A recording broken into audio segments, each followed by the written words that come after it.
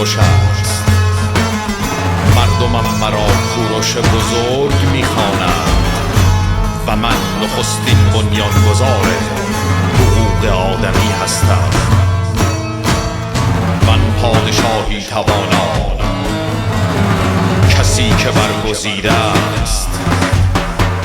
من نخستین بنیانگذار حقوق آدمی در جهان هستم.